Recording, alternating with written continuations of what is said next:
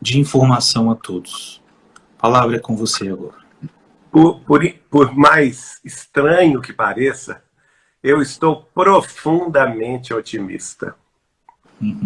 E sinto dentro do meu espírito, dentro do meu coração, uma paz muito profunda. Por quê? Porque eu acredito piamente na palavra de Chico Xavier. Não é uma fé cega, é uma fé raciocinada, não é? Porque nós temos informações sobre a vida, a obra e as instruções espirituais que ele dava em Pedro Leopoldo desde a geração dos meus avós. Né? A minha avó materna, Carmen Machado dos Santos, era um ano mais nova que Chico, foi colega dele no grupo escolar e desde 1917 eles passaram a conviver no grupo escolar de Pedro Leopoldo.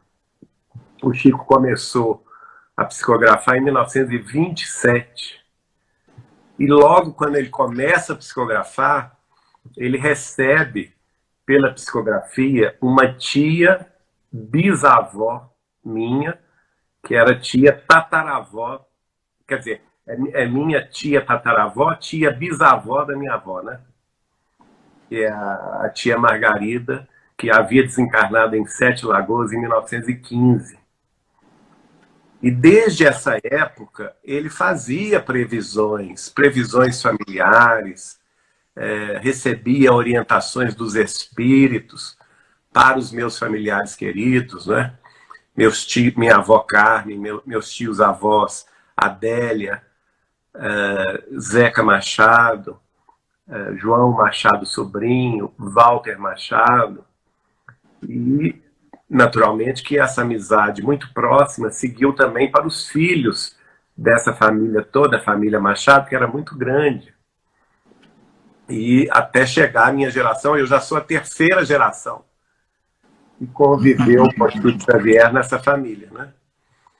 Então, a partir daí, eu tenho provado as coisas que Chico Xavier falava na prática, no ambiente, no que concerne ao pessoal, no que concerne ao familiar, ao profissional, ao meio espírita e também às missões dos povos, especialmente a missão do Brasil, né? Então, para mim não é surpresa nenhuma o que o Chico Xavier falou e que ao longo dos anos foi se confirmando.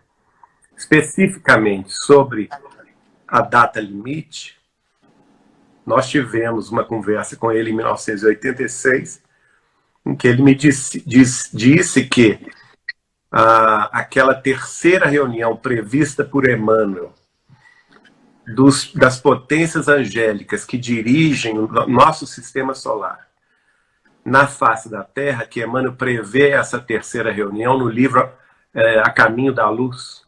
Sim. Ele havia psicografado em 1937, né? Então, ainda muito novo, né? Ele tinha 27 anos. Lá o Emmanuel afirma que essa comunidade de espíritos angélicos já havia se reunido na crosta planetária 2 ocasiões. A primeira, quando Jesus estava formando a Terra, há 4 bilhões e meio de anos atrás. E a segunda, quando o próprio Jesus encarnou, né, para cumprir a missão dele, da Boa Nova do Evangelho. E aí o Emmanuel fala no livro A Caminho da Luz, de 1937, que no final do século XX estava prevista uma terceira reunião. Então, nessa data, o Chico me faz lembrar esse trecho do livro e pede e fala comigo, essa terceira reunião prevista por Emmanuel, Geraldinho, já aconteceu. Aconteceu alguns anos atrás, e aí ele dá a data, 20 de julho de 1969.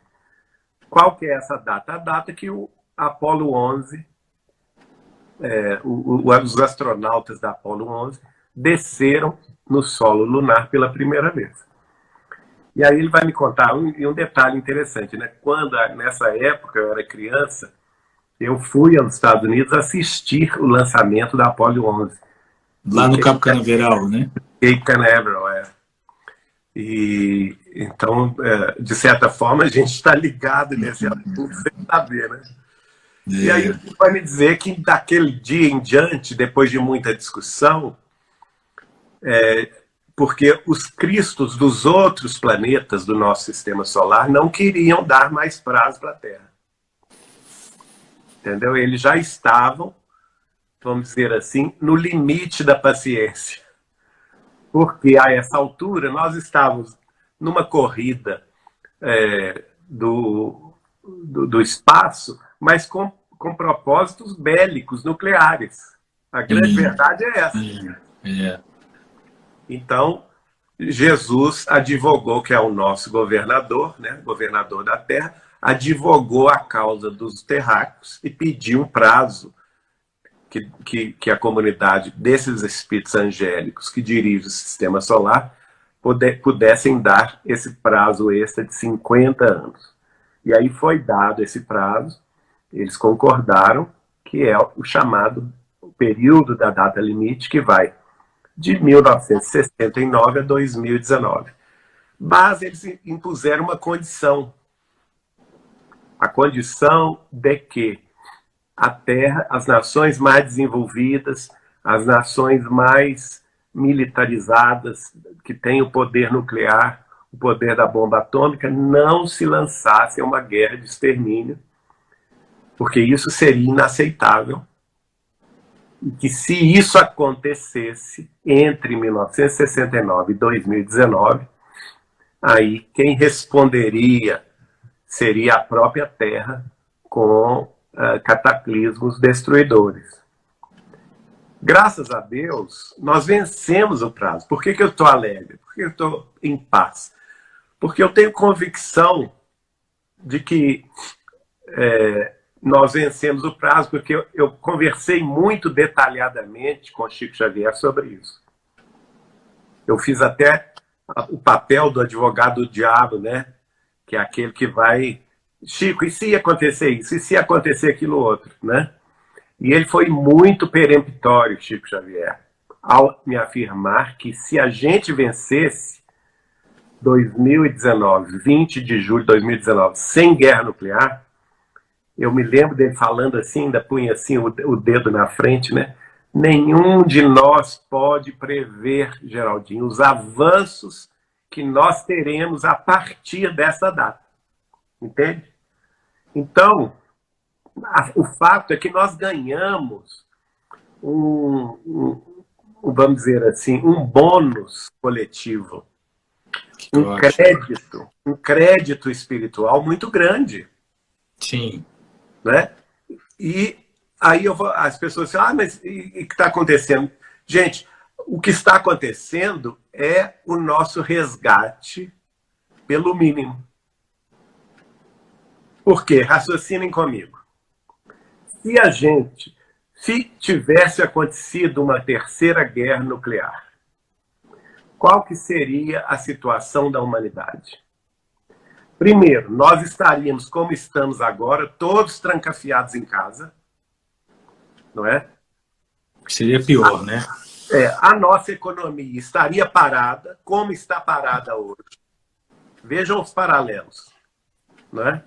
Uhum. Uma diferença muito grande. Na Terceira Guerra Mundial, nós teríamos 3/4 partes do mundo destruídas. As cidades da Europa, dos Estados Unidos, da Rússia, da China, do Japão, a maioria delas, do Oriente Médio, todas arrasadas com... O Chico ainda falou comigo, se acontecer a guerra, nós teremos a desencarnação de 2/3 da humanidade. Então nós estaríamos, como nós estamos hoje, com um agravante. Com o agravante de ter 2/3 da humanidade desencarnada, com o agravante de ter perdido toda a tecnologia. Nós não teríamos, por exemplo, hoje a internet que nós temos. Nós não teríamos o celular, porque tudo seria destruído, né? Não teríamos, provavelmente, televisão devido às irradiações. Nós teríamos graves problemas de abastecimento, né? E o que nós estamos vivendo? Nós estamos vivendo um sofrimento pelo mínimo.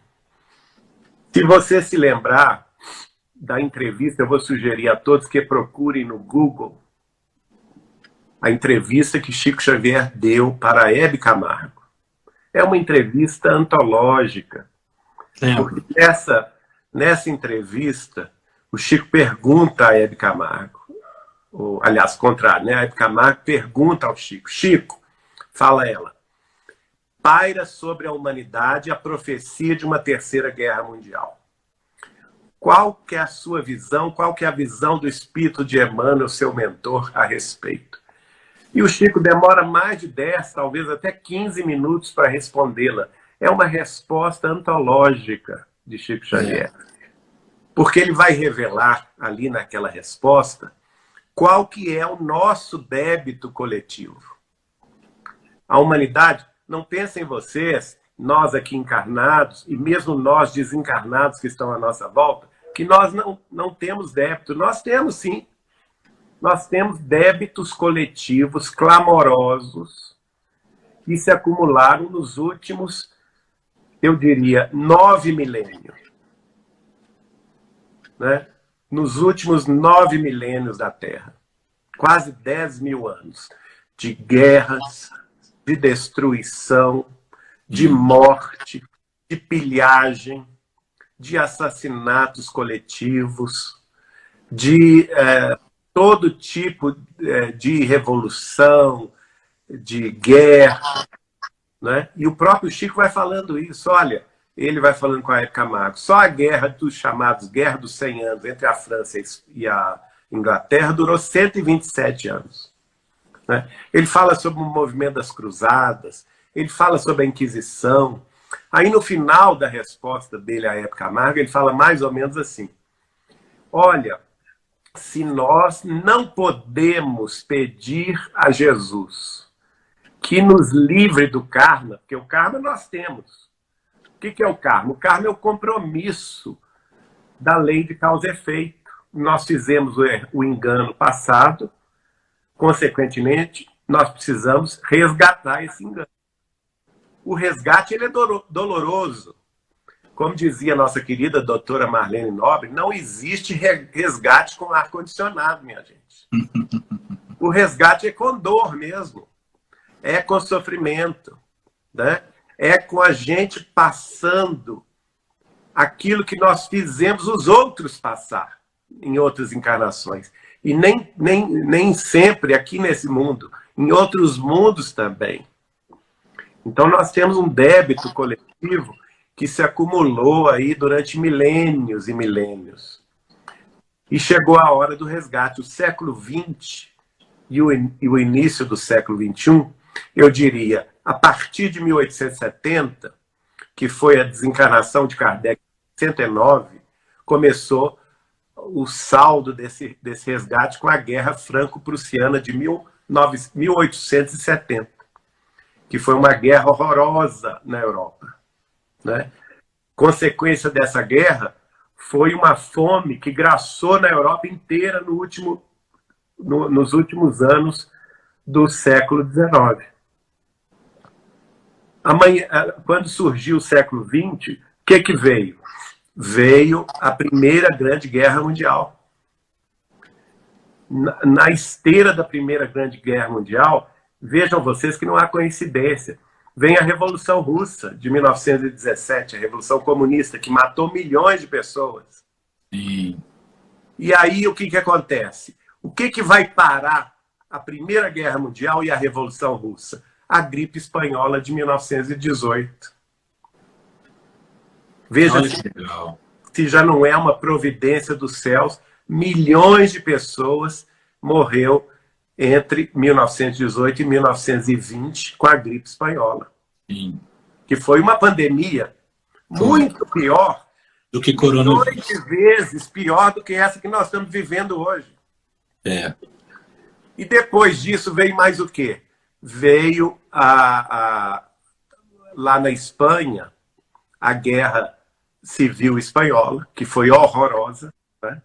O povo se revoltou contra os religiosos, tiravam os padres e as freiras dos conventos, dos mosteiros, das igrejas, e os matavam nas praças públicas.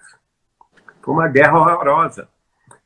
Existe uma mensagem de Emmanuel, que está no livro Deus Conosco, que diz que esses religiosos que sofreram a perseguição na Guerra Civil Espanhola, da década de 1920, esse pessoal estava resgatando os débitos da Inquisição. Eram os inquisidores dos séculos XV, XVI, XVII, né?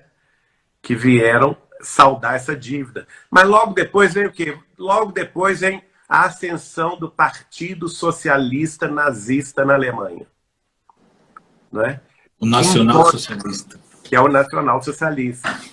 Impõe o quê? Impõe uma doutrina de morte, de destruição, e se transforma num holocausto, né? Perseguindo judeus, perseguindo todos aqueles que não eram cristãos, perseguindo gays, enfim, uma coisa horrorosa. E isso aí, novamente, milhões de mortos por conta do nazismo, da Segunda Guerra Mundial, por conta da Itália. Muita gente diz, por que está morrendo tanta gente na Itália? Não se esqueçam que a Itália foi aliada do nazismo. Sim, né? Mussolini, Stalin. Mussolini, lá na Itália. Né? O partido fascista italiano, Mussolini, era aliado do nazismo. Exatamente. Né? Lá na Rússia, Stalin, que acaba estabelecendo um regime de terror na Rússia. Milhões de mortos também são perseguidos na Rússia. Na China, o que acontece na China? A Revolução Comunista, depois da guerra, que é a Revolução Cultural, chamada Revolução Cultural, que de cultural não teve nada, porque foi uma matança de mais de 90 milhões de chineses para se instaurar o comunismo na China. Né? As pessoas se esquecem da história. Né? E então nós vamos aí, gente, somar no século XX centenas de milhões de mortos por conta de guerras. Né? E depois as guerras derivadas daí, que são as guerras da época da Guerra Fria, né? A Guerra da Coreia, a Guerra do Vietnã e, mais recentemente, as guerras que envolveram o Estado de Israel, que foi estabelecido depois da Segunda Guerra Mundial, com seus vizinhos árabes. E ali nós tivemos uma série de pequenas guerras, para culminar na década de 80 com a guerra do Iraque, a primeira guerra do Iraque, com George Bush pai, depois a segunda guerra do Iraque, com George Bush filho, depois os ataques terroristas de 2001 nos Estados Unidos, nas Torres Gêmeas, Pentágono, que vai gerar a guerra do Afeganistão, né? E que vai gerar uma série de desequilíbrios no mundo árabe, como o surgimento da Al-Qaeda, o surgimento da ISIS, a guerra da Síria. Então vejam vocês como tudo é um dominó que vai caindo. Né? E nós não podemos achar que nós estamos isentos. Nós não estamos isentos.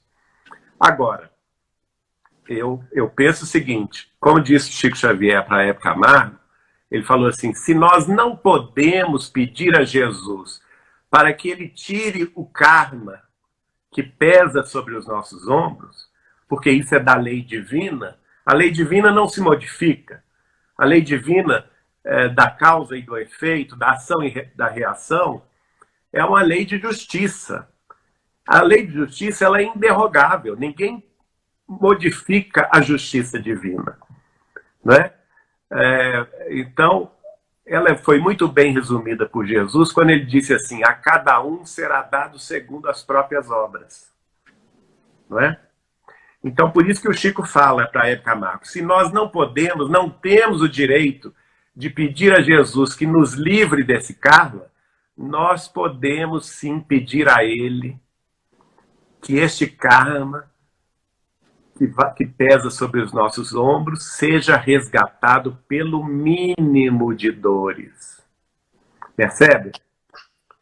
Então, olha só que beleza. Eu, sinceramente falando, depois que nós vencemos a data limite, nós ganhamos um crédito espiritual enorme. Nenhum de nós faz ideia desse crédito. Eu me lembro muito bem do Chico Xavier falando. As bênçãos enormes, os avanços extraordinários que nós teremos a partir de 2020 para cima. Não é? Então, muita coisa vai acontecer, vai se transformar. A ciência terá um papel fundamental nos próximos 37 anos, até 2057, de forma tal que a sociedade humana que nós conhecemos será outra em 2057. Então, esse crédito nós já temos. E o Chico foi claro, se a gente conseguisse vencer esse período e ter esse crédito a nosso favor, nós teríamos a ajuda direta de outras civilizações muito mais avançadas do que nós, dos benfeitores espirituais, dessa falange de seres angélicos que dirigem o sistema solar, que viriam em nosso socorro, né? Então nós estamos diante disso. Quando começou a crise do coronavírus na China, de imediato eu pensei, olha aí o resgate pelo mínimo de dores. Vai começar o resgate. O resgate é coletivo. O mundo inteiro está sob o guante do reajuste, vamos dizer assim. Só que nós estamos recebendo pelo mínimo de dores. Então, por isso é que eu argumento com vocês que eu estou me sentindo aliviado. Por quê? Maravilha. Nós não teremos a morte, a desencarnação de 2/3 da humanidade, que nós teríamos se tivesse a guerra, não é? Seria muito pior. Nós vamos ter no máximo, o quê? 500 mil mortos? Eu acho que nem isso. 200 mil mortos? Até hoje a contagem está em torno de 90 mil mortos, né? Nós ainda teremos uns 2, 3 meses, talvez, de novas contagens. Talvez chegue a 200 mil mortos. O que é isso diante de uma humanidade de 7 bilhões e 700 milhões de habitantes, que vai prosseguir trabalhando, fazendo descobertas científicas extraordinárias, modificando as nossas relações econômicas, sociais, políticas, religiosas. Vejam vocês a bênção que é, por exemplo, que nós estamos vendo na natureza. A natureza se limpou. Os ares estão a atmosfera está sem poluição, os rios estão puros, os lagos, os mares, não é? Por quê? Porque as nossas cidades estão desertas. Na verdade, o grande e mais destruidor vírus da Terra é o homem. É a humanidade. Né? E a Terra mandou um recado para nós. Né?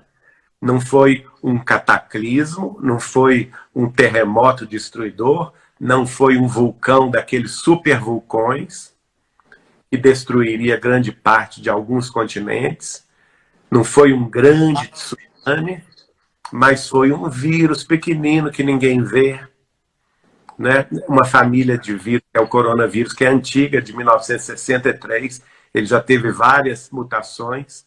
Esta é a última mutação, não tem nada de novidade, né? Embora se fala novo coronavírus. Não, é uma mutação de uma família de vírus que a primeira pandemia, a primeira epidemia ocorreu em 1963 em Hong Kong. Naquela época, minha gente, matou 200 mil pessoas em Hong Kong. Olha só, hoje no mundo inteiro nós teremos 200 mil mortos, talvez. Naquela época, numa cidade só, que foi Hong Kong, matou 200 mil pessoas. em 1963.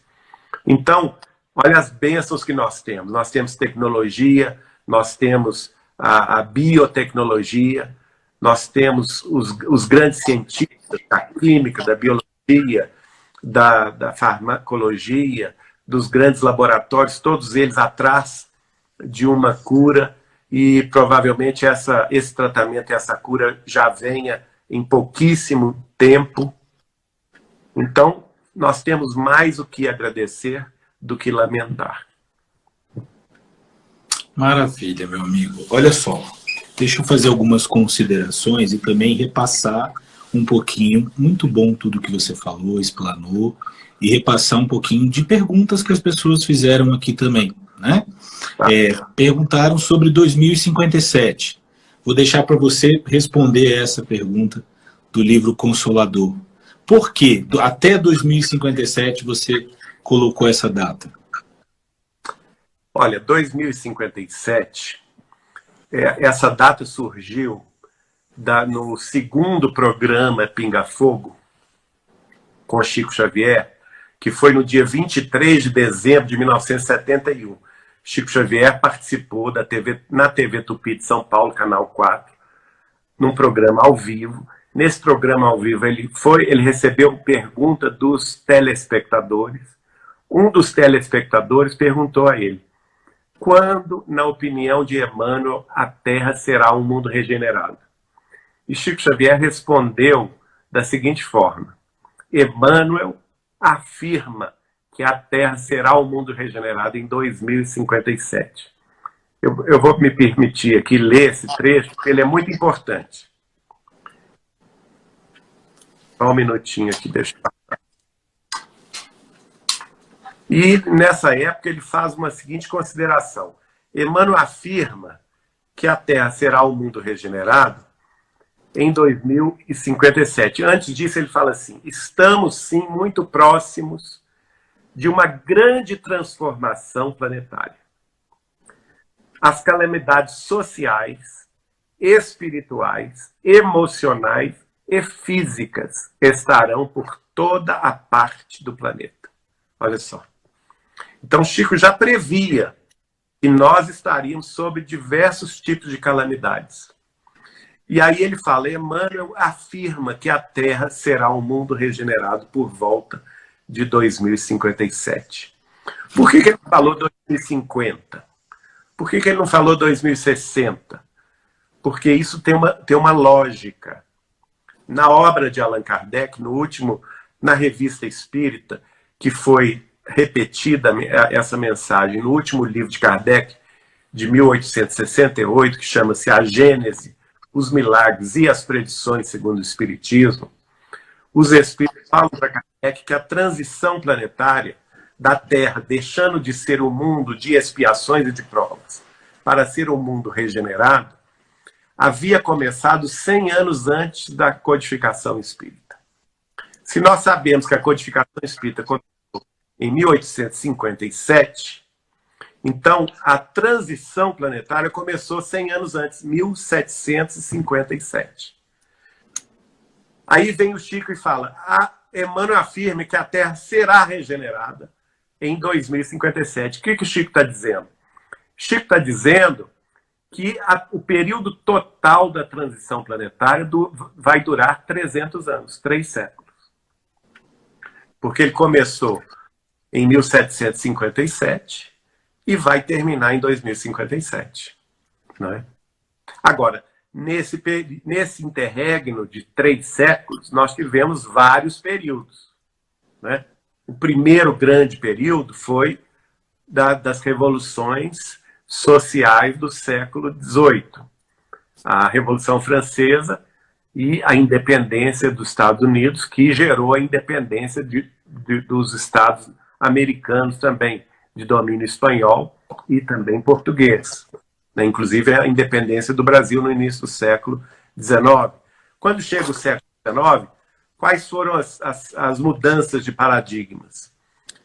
A chegada da Revolução Industrial na Inglaterra, na Alemanha, na França, o romantismo também nas artes, né? os grandes poetas, os grandes pintores, os grandes músicos, a partir de Mozart, entrando para Beethoven, no final do século XVIII, início do século XIX, e aí Chopin, Mendelssohn, Brahms e todos os grandes do século XIX, a chegada do Espiritismo em meados do século XVIII, aliás, meados do século XIX, com a obra Codificação 1850. de Kardec, 1857. No final do século XVIII, as revoluções psicológicas, porque aí vem os pesquisadores da mente humana, Charles Richer e outros mais, Freud, né? Jung, que praticamente vão inaugurar na Terra as ciências psicológicas, a psicanálise, a psiquiatria, né? No século XX, o que surge? A revolução tecnológica. A par das guerras que graçaram as décadas do século XX, houve uma revolução tecnológica muito grande no século XX. A invenção do automóvel, a invenção do rádio, a invenção da televisão, a invenção do avião, a invenção do telefone celular, a invenção, passando no final do século XX, a invenção da internet, das comunicações instantâneas, do satélite, e assim sucessivamente. O homem sai da Terra, vai à Lua, a partir daí ele passa a lançar naves não tripuladas por todo o sistema solar. Isso é uma revolução extraordinária, né? E a comunicação instantânea, hoje nós nos comunicamos em multimídia no mundo inteiro, instantaneamente. E agora, o século XX, o XXI, desculpem, o Chico vai me dizer o seguinte: o século XXI, no futuro da humanidade, vai ser lembrado como o século da espiritualidade e das artes. Haverá um renascimento da espiritualidade e das artes. Por isso que nós estamos numa época muito importante. Por quê? Porque tudo aquilo que a espiritualidade, especialmente a codificação de Allan Kardec no século XIX e o trabalho de Chico Xavier no século XX, desvendou a respeito da vida espiritual, da mediunidade, da comunicação dos espíritos, né? Do modus vivendi dos espíritos nos diversos planos de vida além túmulo. Tudo aquilo que foi desvendado no campo filosófico e religioso, dentro do espiritismo cristão, vai ser comprovado pela ciência a partir de 2020, até 2057. Percebem como que esse momento é importantíssimo para nós? Esses próximos 37 anos, não vamos ser nós espíritas que vamos provar a existência do espírito, a reencarnação, a comunicabilidade dos espíritos. Não. É a própria ciência que vai desenvolver-se a tal ponto que ela própria vai desvendar tudo isso, não é? E a partir daí, a vida além túmulo, a reencarnação, vai deixar de ser cogitação filosófica ou religiosa para ser fato científico, não é? Maravilha, maravilha, maravilha, maravilha. Olha, tem uma pergunta aqui que fizeram, e eu sabia que iam fazer essa pergunta e eu vou passar ela para você. Perguntaram aqui se você teve alguma notícia do mundo espiritual, ou até mesmo do Chico Xavier, durante esses dias que nós estamos vivendo esse momento, né? Então, repasso para você essa pergunta.